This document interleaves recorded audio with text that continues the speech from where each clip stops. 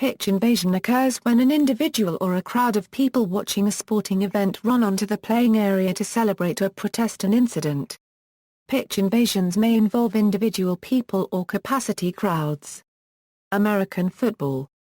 This is especially common in college football and high school football when a team pulls off a major upset, defeats a major rival, ends a long losing streak or notches a history-making win. Many schools employ riot police to physically prevent fans from rushing the field, a controversy in and of itself. However, with the widespread advent of artificial turf such as field turf, some schools are becoming more lax about students invading the pitch. In the last few years, goal posts are also taken down within moments of the end of the game as a cautionary measure to prevent fans from climbing atop them to cause damage to the standard holding them up, damage to television camera equipment on the posts, and spectator injury. In the National Football League, storming the field usually results in lifetime revocation of season tickets from the holder of them, even if given or sold to another person. Chicago College All-Star Game, with 1:22 remaining in the third quarter, the Pittsburgh Steelers led the College All-Stars 24-0 when a torrential rainstorm hit the field which made play impossible.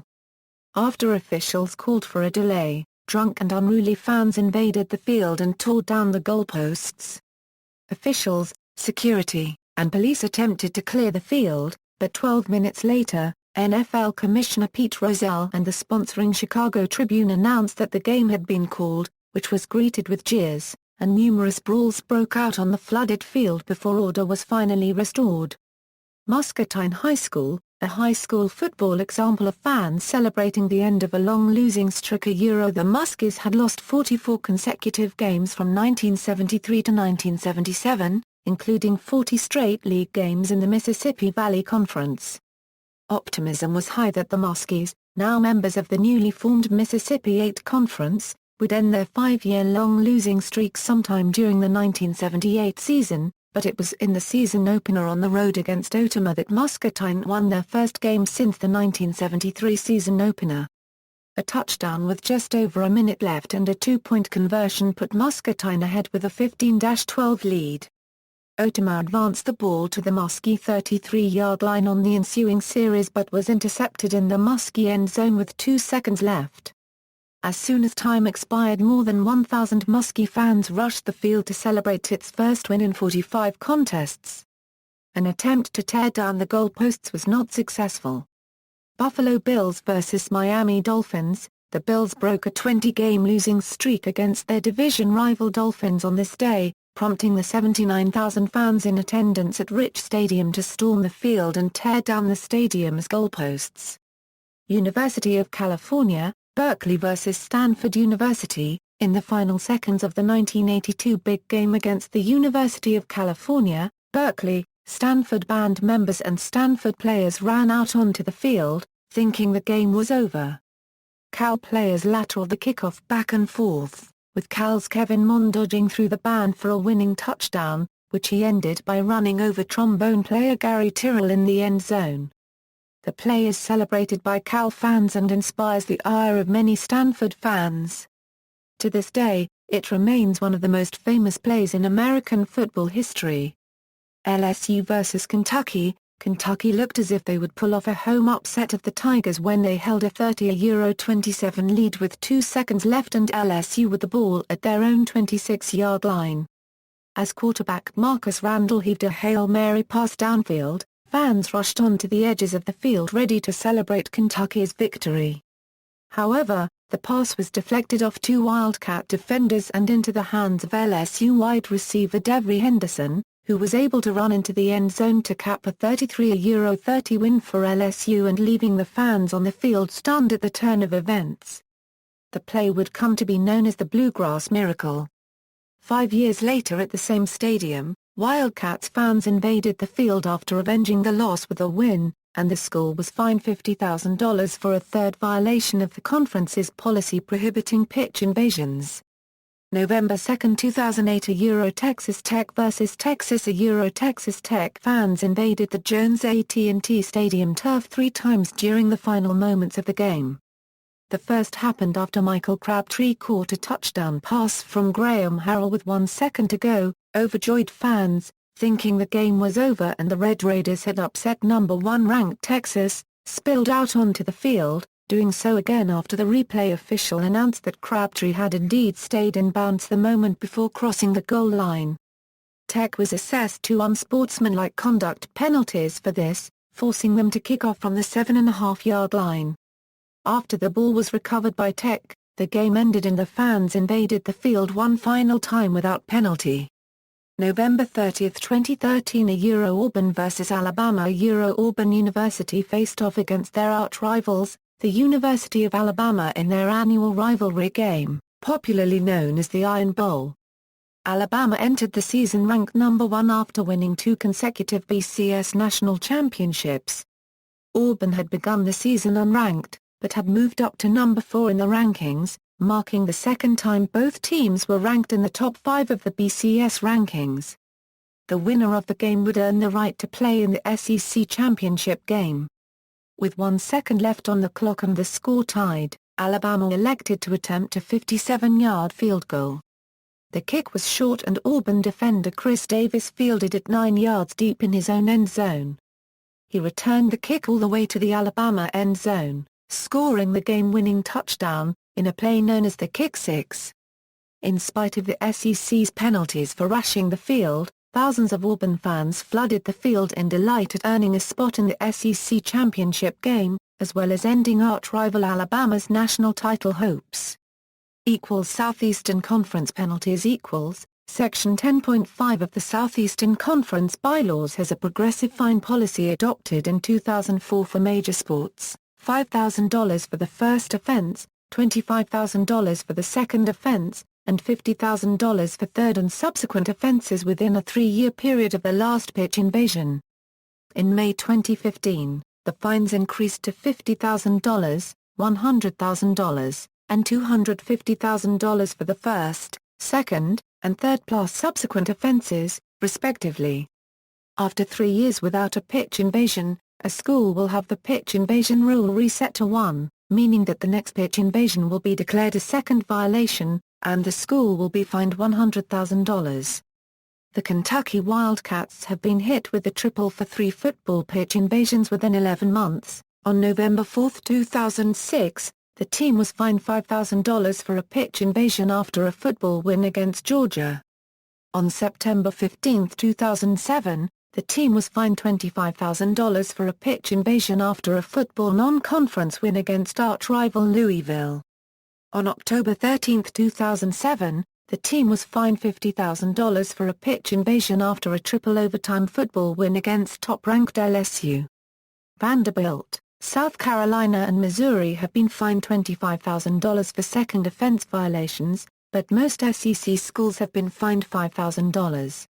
Missouri's fine is notable in that their second violation occurred after only 3 years as a member of the SEC. Both came when supporters flooded Ford Field after the team clinched a trip to the SEC championship game, in 2013 and 2014.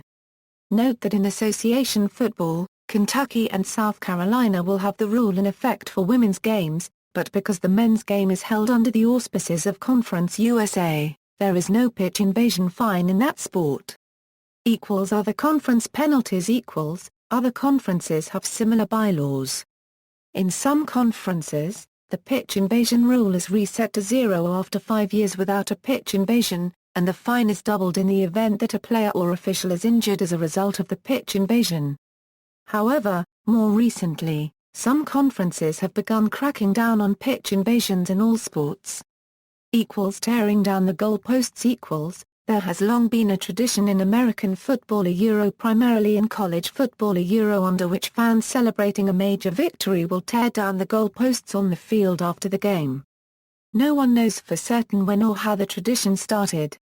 The Boston Public Library has in its collection a photograph of fans tearing down a goalpost in 1940. Tearing down the goalposts can be dangerous, however, as people can be injured or killed by a falling goalpost.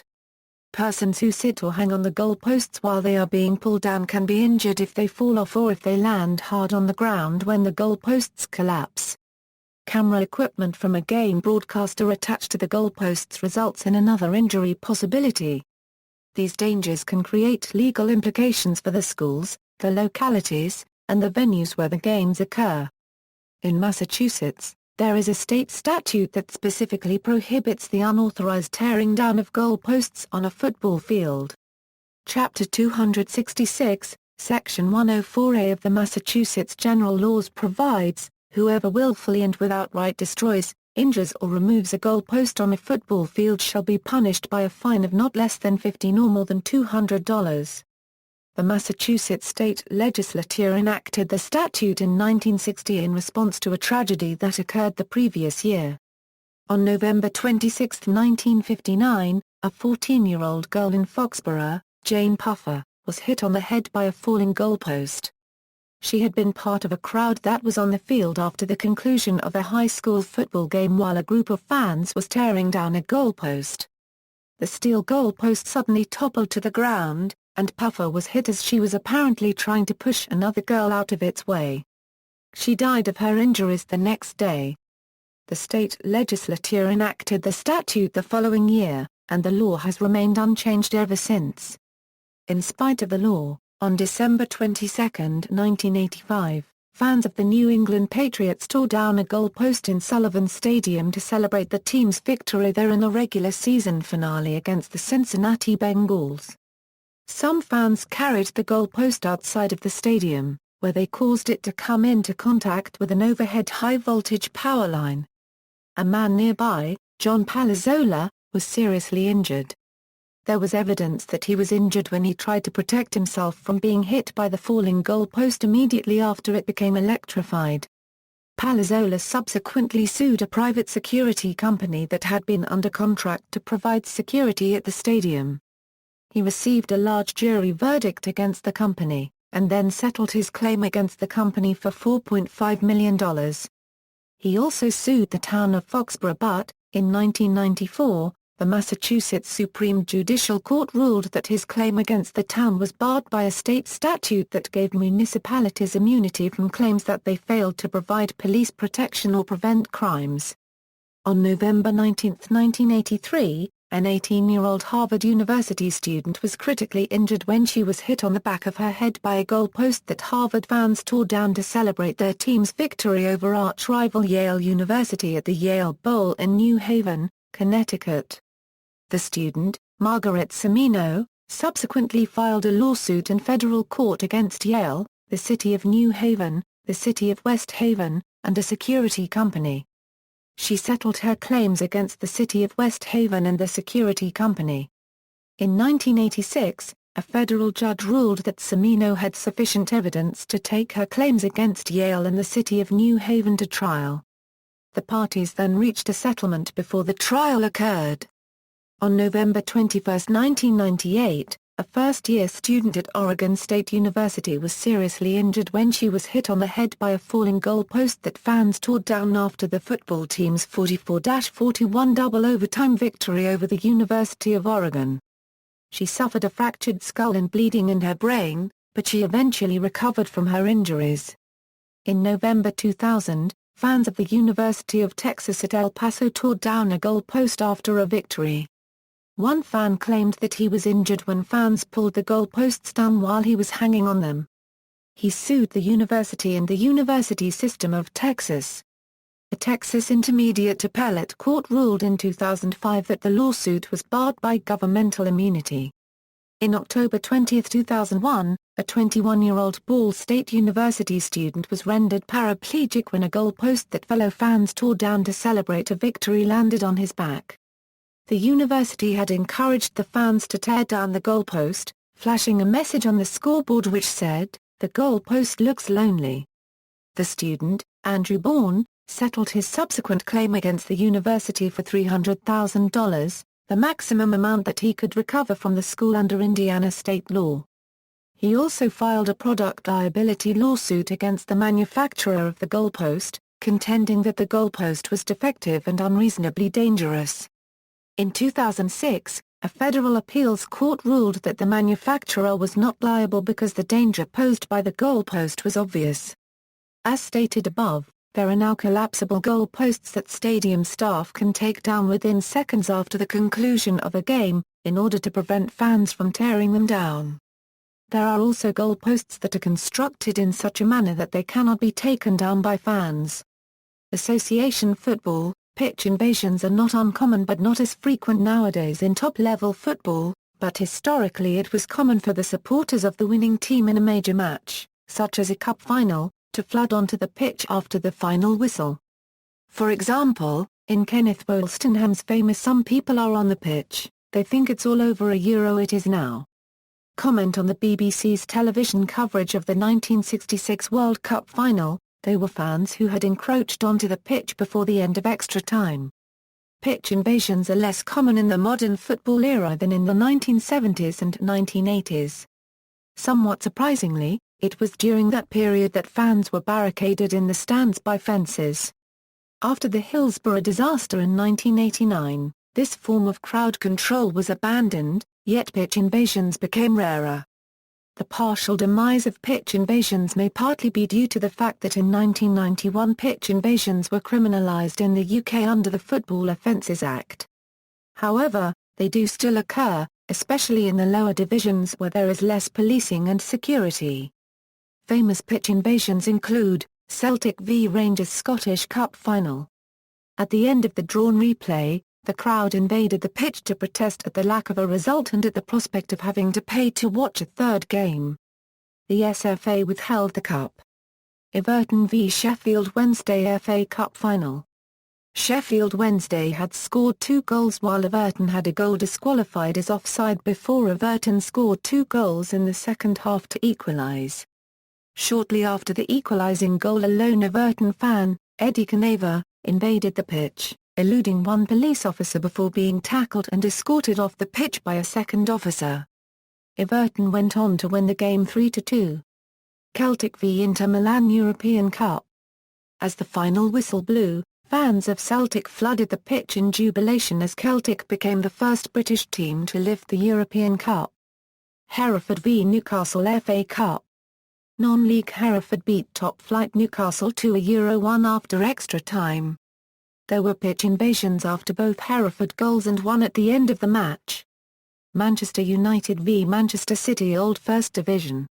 There were pitch invasions few minutes after Dennis Law scored the only goal for the visiting team, in match that would have given United hope of staying in Old First Division had they won, as it was the second-to-last game of the season. Although United's fate were not sealed with that goal, the pitch invasion confirmed United's fate as the match was abandoned 8 minutes before playing time had expired, along with negative results elsewhere. England v Scotland Home International, Wembley.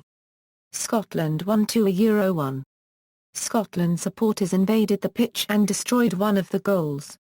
The scenes were broadcast live on UK TV, and this is identified as one of the key moments when football hooliganism caught the interest of politicians. Celtic v Rangers. Celtic beat Rangers 1-0 during extra time and rioting ensued on the pitch at full time. Mounted police had to break up the battling fans.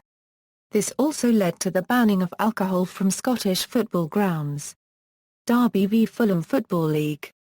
This match was controversially never concluded after Derby fans invaded the pitch.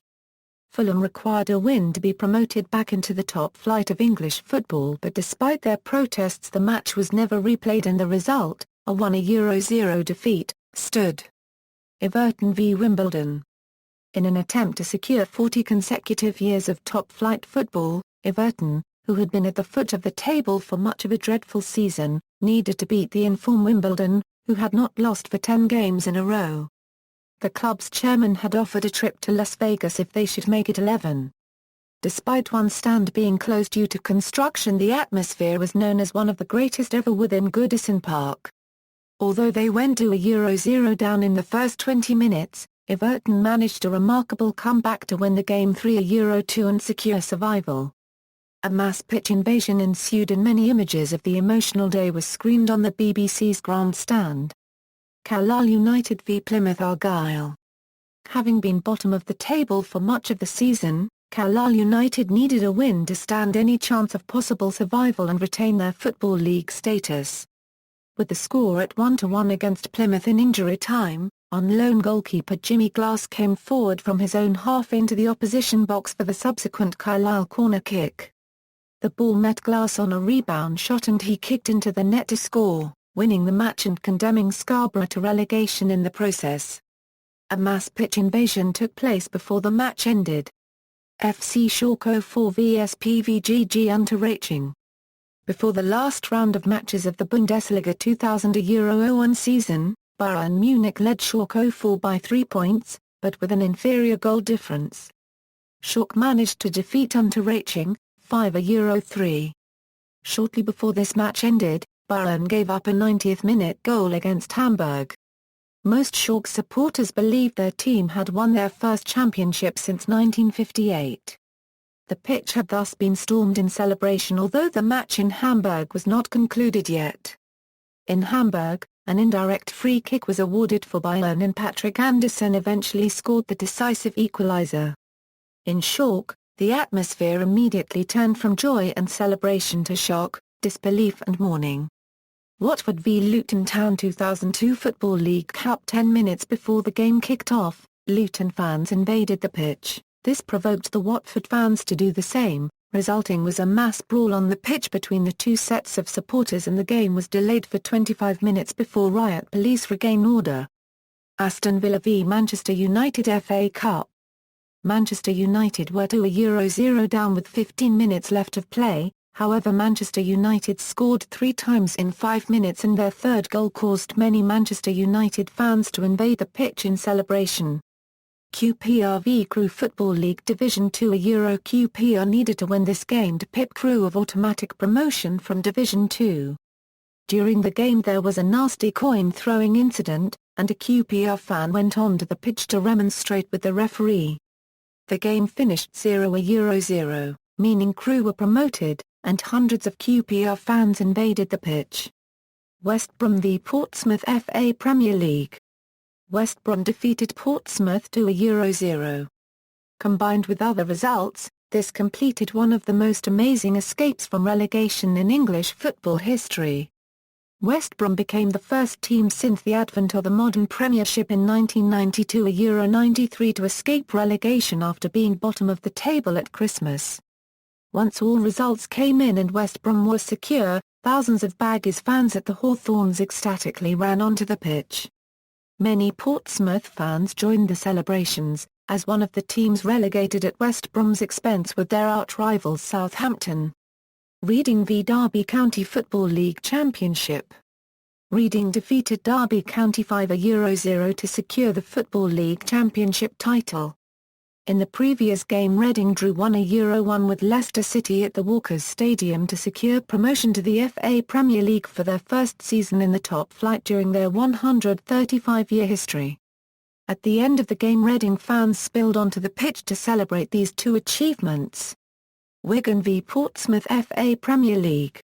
Portsmouth defeated Wigan 2-1 to ensure Portsmouth's survival in the FA Premier League. Nicknamed the Great Escape by Portsmouth fans, this win marked the conclusion to an astonishing series of matches under their manager Harry Redknapp, who had rejoined the club earlier in the year, after being sacked by fierce rivals Southampton, when Portsmouth were in a deep relegation crisis. It heralded the arrival of Portsmouth's new owner, Saka Gaidamak, who bankrolled the signings made by Harry Redknapp during the January transfer window. Portsmouth fans invaded the pitch at the DW Stadium in jubilation and relief at staying up. This also marked the beginning of the saga leading to Portsmouth's eventual relegation and bankruptcy. West Ham United FC v Millwall FC Football League Cup. After West Ham equalised, fans invaded the pitch but did not cause a major disturbance. After West Ham scored twice more, hundreds of their fans invaded the pitch and riot police were hastily deployed. It took over 6 minutes for the police to clear the pitch. The Minister for Sport, Jerry Sutcliffe, was quoted as saying the violence between West Ham and Millwall was a disgrace to football, and the pitch invasions were widely condemned by the FA and the players. FK Sarajevo v NK Angstrom Iraqi Bridge Premier League of Bosnia and Herzegovina. Fans of Sarajevo invaded the pitch after the game ended with 1-1 to show their dissatisfaction over the result but also to protest because no one was still arrested for the killing of Vedran Pulja, a Sarajevo fan, on their away match in Angstrom Iraki Bridge earlier in the session. FK Angstrom won half El Jizya of the FK Laktor I Premier League of Bosnia and Herzegovina. Fans of Angstrom won half El Jizya invaded the pitch after the final whistle to celebrate the return of the title to Valley of Cups after 8 years. During the whole match tifo were organized, like flares, big flags, transparents and card stunts. To celebrate the return of the title, but also to thank the Maniacs for their support, Angstrom won half El Jizya organized a firework at the end. Bray Wanderers v Shamrock Rovers League of Ireland Premier Division. Shamrock Rovers won their first league title since 1994 and fans invaded the pitch in celebration. Southampton v Coventry City FC Football League Championship. Southampton fans invaded the pitch following back-to-back promotions to the Premiership following an absence of 7 years in which the club entered administration.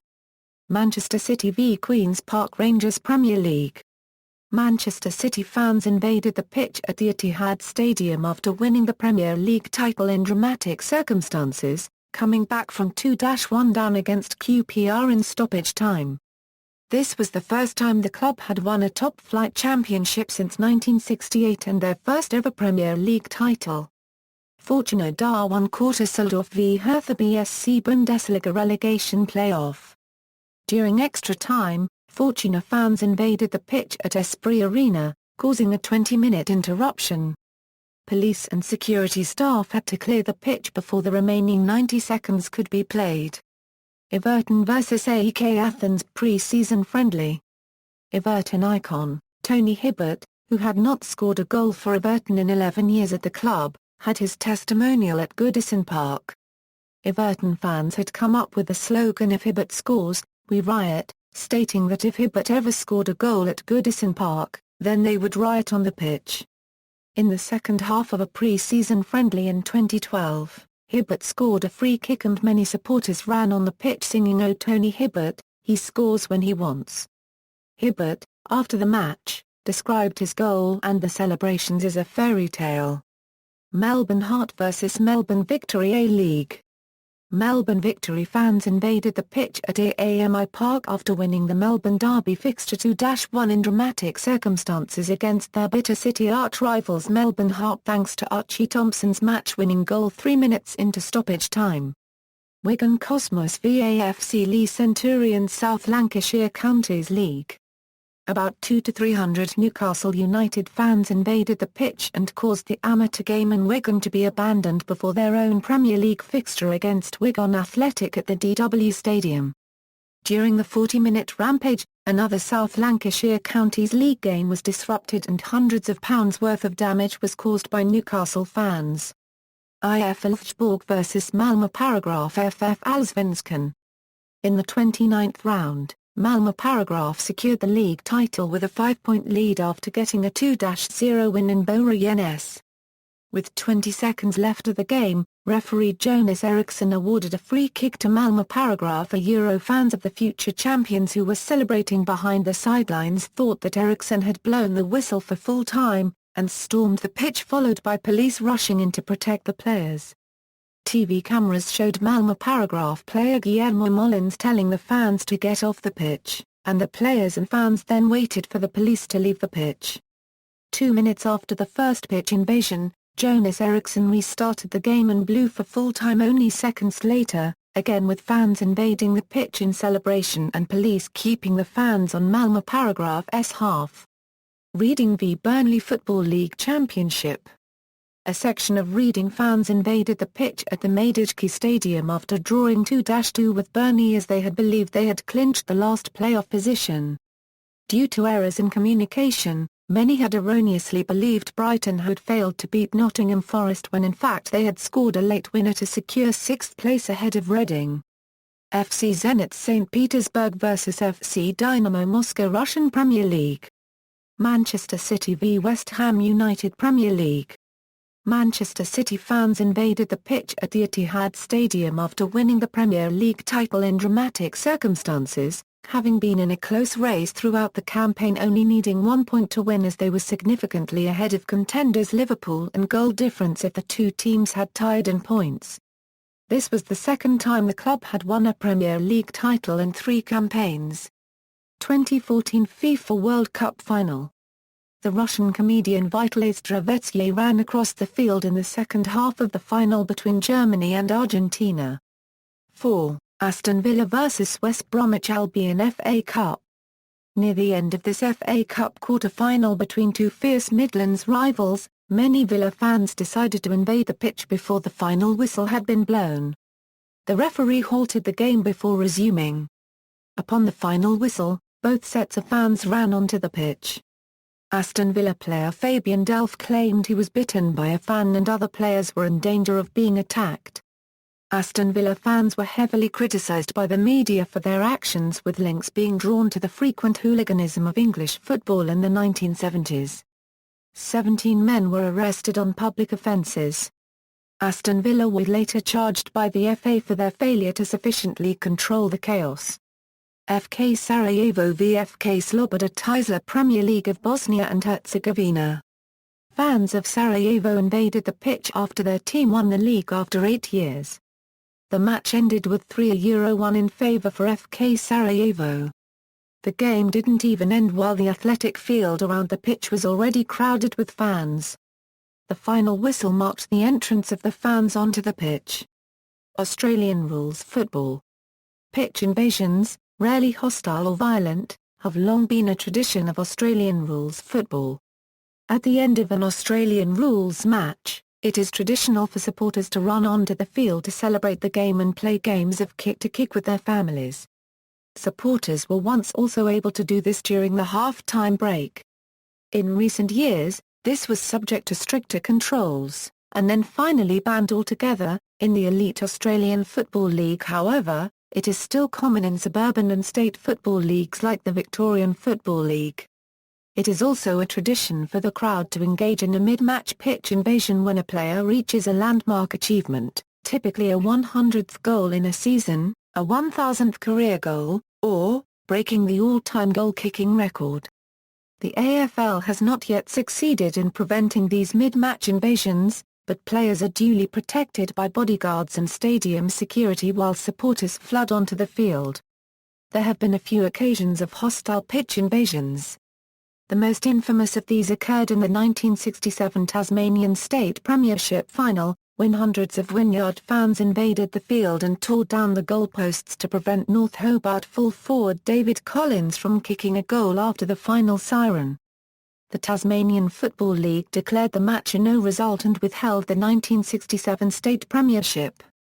Another hostile pitch invasion occurred in an AFL night game between St Kilda and Essendon in 1996, when the floodlights at Waverley Park lost power and fans rioted in the darkness and, coincidentally, also took down the goalposts. Some unusual pitch invasions have become part of football folklore, such as the famous incident of a pig named Plugger being let loose on the ground in round 18, 1993. Similar incidents of animals invading the pitch have also occurred in recent years, including a feral cat which was arrested at AAMI Stadium, as well as occasional dogs. The outlawed practice of streaking occurred in some big matches, most famously the performance of Helen D'Amico in the 1982 VFL Grand Final. Baseball. In modern baseball, a pitch invasion is typically undertaken by one or a small number of attention-seeking fans or pranksters, rather than a large number of people. Almost universally, the perpetrator, will be ejected and banned for life from the ballpark, and may also face criminal charges depending on the nature of the offense. In cases when a game is broadcast on television and a person or small group runs onto the field, the broadcaster will cut to another camera shot elsewhere in the stadium, to the announcers in the press box, or to a commercial break instead of focusing on the person. This is to avoid giving attention to their behavior, and to discourage imitators who might try the same thing.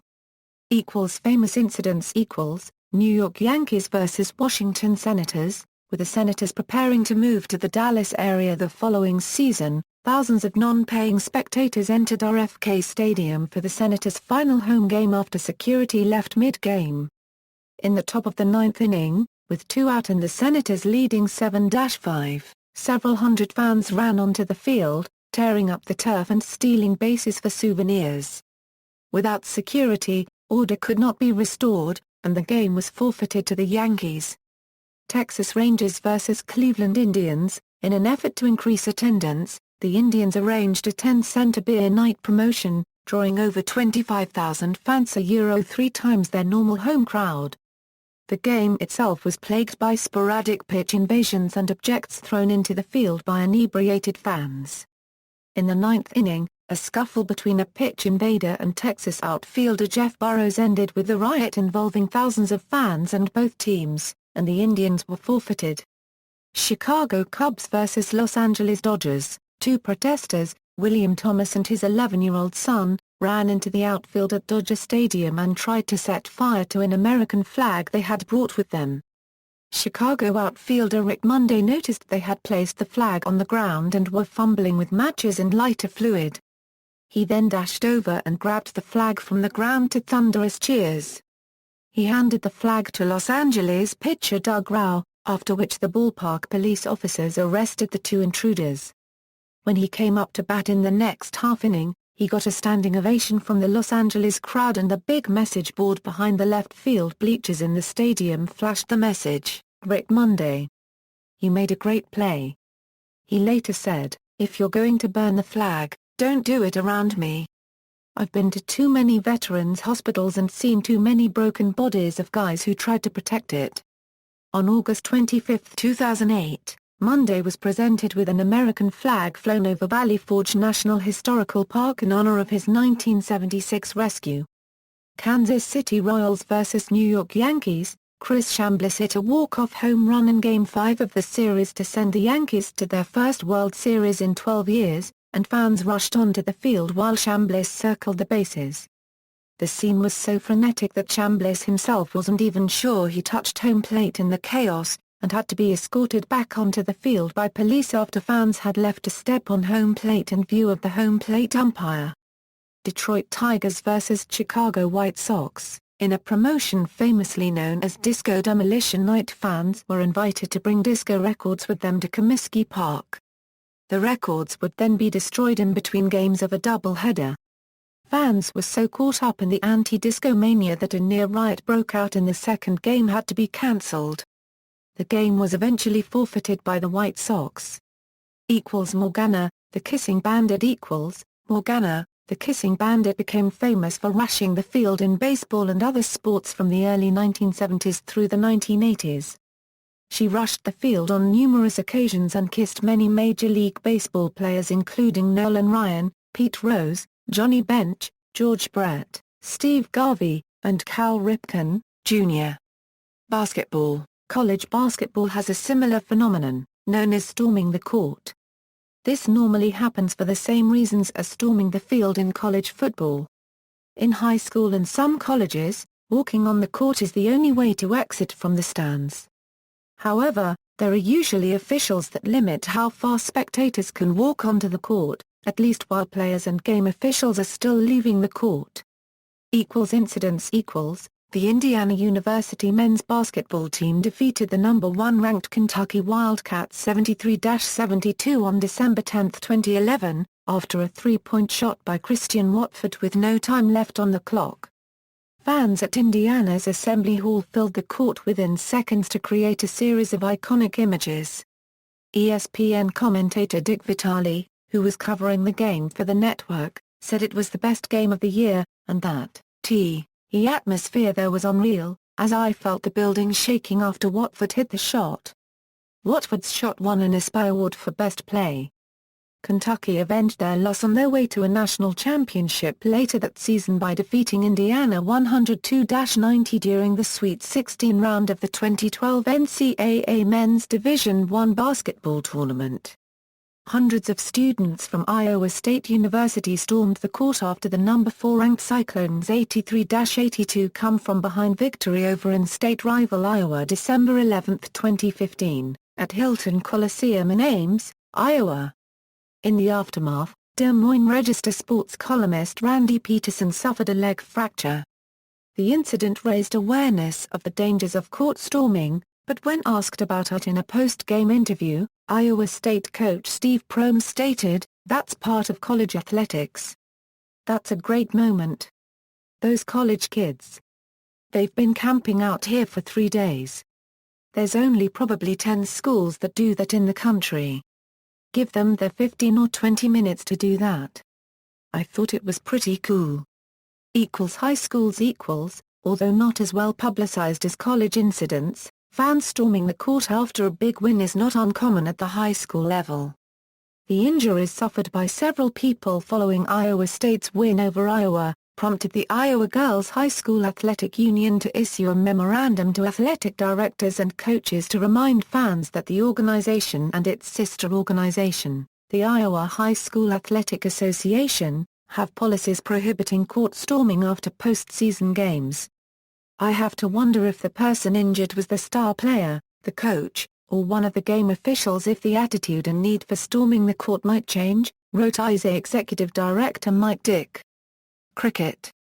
It used to be a common occurrence at the end of cricket test matches for the crowd to invade the pitch to watch the presentation from the pavilion balcony.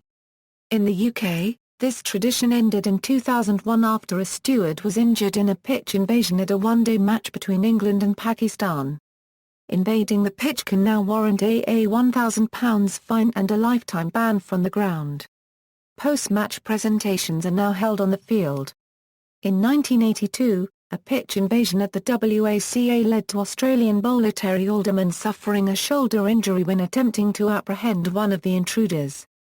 2 one-day international matches at the Border Ground in Georgetown, Guyana have had their results disrupted by pitch invasions. In 1993, the crowd invaded on the last ball of a match as the West Indies ran a second run to tie the score against Pakistan. Then, in 1999, the crowd invaded on the last ball of a match as Australia ran a third run to tie the score against the West Indies. In both cases, the fielding team had been a chance of effecting a run-out to prevent the tying run, had the crowd not invaded. But in both cases, match referee Raman Subbarao declared the match to be tied. Gaelic football and hurling. In Gaelic football and hurling, both national sports of Ireland, pitch invasions were acceptable and most widely seen at provincial and All-Ireland finals. However, there has only been one occurrence at Croke Park, after the 2010 Leinster Senior Football Championship final, due to a crackdown since 2009 by the GAA, though they still occur in other stadia around the country. International rules football. International rules football, a hybrid of Aussie rules and Gaelic football, is not known for pitch invasions. However, a famous pitch invasion occurred in the first test of the 2006 International Rules Series at Pearse Stadium, Galway after Ireland defeated Australia. The game included several impersonators and streakers, but at the end of the game, when Ireland had come from behind to win with goals in the dying seconds of the match, the crowd rushed the field, causing much controversy with the Australian players. Rugby League. In New South Wales Rugby League matches up until the 1980s, spectators often took to the field on the completion of the match within seconds after the final siren. This required the players to navigate through a crowd of people when coming off the field, and the cardboard corner posts were usually taken as souvenirs. This practice was discouraged when the publicly viewable game clock stopped with 5 minutes to play in order to ensure that spectators, not knowing when the game was about to finish, could not jump the gun and enter the playing arena with the game unfinished. Eventually the tradition died out, and spectators rarely, if ever, take the field in the present-day National Rugby League. Fines of $7,000 and lifetime bans exist for those who do so. In 2007, a match between Hull KR and Hull FC at Craven Park, also known as the Hull Derby, the match ended at a score of 30-20 in favour of Hull FC. After the final whistle, Hull FC fans raided the pitch to congratulate their players. However, it got out of control after a female Hull FC fan attacked a Hull KR fan with an umbrella, and damage was caused to the ground. Rugby union. Pitch invasions have occurred throughout the history of rugby union, with some particular moments being the most infamous. In the past, additional security support has been constructed at stadiums due to foreseen trouble. An early example of this was at the 1924 Summer Olympics, when a wire fence was constructed to protect United States players. Infamous pitch invasions. During the 1971 Springbok Tour, hundreds were arrested after they tried to disrupt test matches between the Springboks and Australia in response to South African apartheid policies. Some people even attempted to saw down goalposts and dig trenches in the surface at the Sydney Cricket Ground to try to stop a test match going ahead, and in Queensland, a state of emergency was issued following fears prompted from the behaviour of people at the previous tests. Due to the success of the protests in disrupting the event, the Australian Cricket Board cancelled the South African team's imminent tour due to security reasons. Perhaps the most infamous of pitch invasions at rugby matches occurred at the 1981 Springbok Tour of New Zealand. At Rugby Park in Hamilton, 350 people pulled down a fence to invade the pitch, and police were forced to cancel the match after arresting a number of people after they got word that an escaped prisoner was piloting a light plane to fly around the stadium. The last test at Eden Park was disrupted after protesters threw flower bombs and other objects onto the pitch to disrupt the game. During a 2002 Rugby Tri-Nations match in Durban between South Africa and New Zealand, a drunk South African fan, Peter Van Zyl, scaled a perimeter fence, ran onto the pitch and tackled the referee, David McHugh of Ireland, leaving McHugh with a dislocated shoulder and having to be carried from the pitch on a stretcher. Springbok lock, AJ Venter punched Van Zyl and All Blacks flanker Richie McCaw wrestled him to the ground, whereupon police and security arrested him. Van Zyl was convicted of trespassing and assault, and was sentenced to 3 months in jail, fined $275, and banned for life from attending rugby matches in South Africa. Another incident involving the South African team took place at the 2003 Rugby World Cup in Australia when an intoxicated Samoan fan, with his face painted in the red and blue of the Samoan flag, ran onto the pitch and attempted to tackle Springbok Louis Cohen as he was kicking a goal in the late stages of a pool match against Samoa. Cohen kicked the goal, but also managed to inadvertently knock the fan unconscious with a kick to the head, as the fan had tried to tackle Cohen around the legs. During a 2011 Top 14 match between Basque rivals Biarritz and Bayonne, players from both teams were involved in a brief off-the-ball brawl, among them Biarritz Basque star and France international Imanol Harinidokwi. His father Lucien ran onto the pitch to attempt to defend his son, but was quickly wrestled to the ground by Bayonne players and taken from the pitch. The elder Harinidokwi issued an apology after the match, with his son choosing not to comment on the affair. Arena sports. The concept is nearly impossible to emulate in ice hockey due to the sideboards and plexiglass panels which keep the ice surface, team benches, and penalty boxes completely separate from the crowd, and the high probability of injury from attempting to storm the ice surface without skates. A few attempts to do so have usually ended with physical player intervention. See also. References. External links. Video of Aussie Rules kick-to-kick pitch invasion Brisbane Lions vs West Coast Eagles game from YouTube.